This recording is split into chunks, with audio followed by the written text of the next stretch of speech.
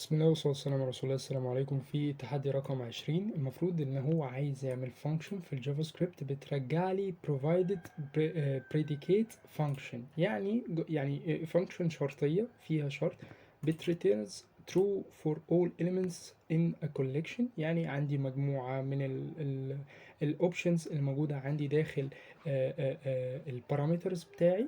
المفروض ان هي يا اما هتطلع true يا اما هتطلع false او false otherwise. ايه هي الجملة الشرطية اللي ممكن تطلع true او false؟ اسهل جملة شرطية ان انت بتشيك الفانكشن دي odd ولا even بس. يعني انت ممكن تعملها بفكرة تانية عادي مفيش مشكلة، بس انا اللي جا في دماغي ان انا ممكن اعملها بالاود او الايفن.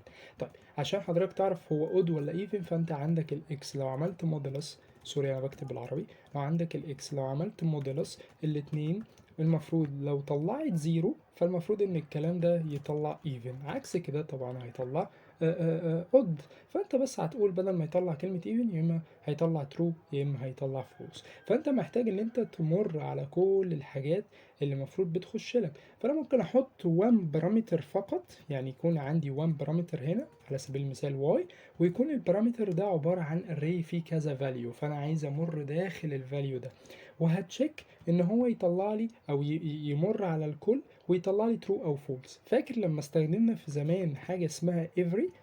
every دي بتمر على كله ويطلع لي يا اما true يا اما false، فانا هستخدم every المره دي. طيب يلا بينا نعملها. هقول مثلا على سبيل المثال كونست، وهسمي الفانكشن بتاعتي is true بالشكل ده، واحط مثلا الارجيومنت او البارامتر بتاعي اسميه n على سبيل المثال، وهقول مثلا ان ال n دي دوت every بالشكل ده. تمام. وهقول على سبيل المثال num ده variable جديد انا، او اسف ده argument جديد انا سميته بنم. وهقول لو النم ده موديلس الاتنين بيطلع زيرو فالمفروض ان هو هيريتيرن true، عكس كده المفروض هيريتيرن false. فانا عملت console.log للكابتن ده اللي هو is true بقى مش is 100، وهبدأ ان انا ادخله الداتا. فانا جبت الداتا الاولانية اللي هي array فيها 0 و2 و4، طبعا كل الارقام يعني زوجية فاكيد هتطلع true. طيب لو عكس كده فانا مثلا هعمل console.log لل's true بالشكل ده، وهحط مثلا array فيها 1 2 3، طبعا الاتنين بس هي اللي تقبل الاسم على الكلام ده، فالباقي كله هيطلع odd، فالمفروض هيطلع لي false. فهي دي حتة فكرة ال predicate function returns true for all elements in a collection، يعني في مجموعة في جروب في array يعني false otherwise، عكس كده المفروض يطلع لي false.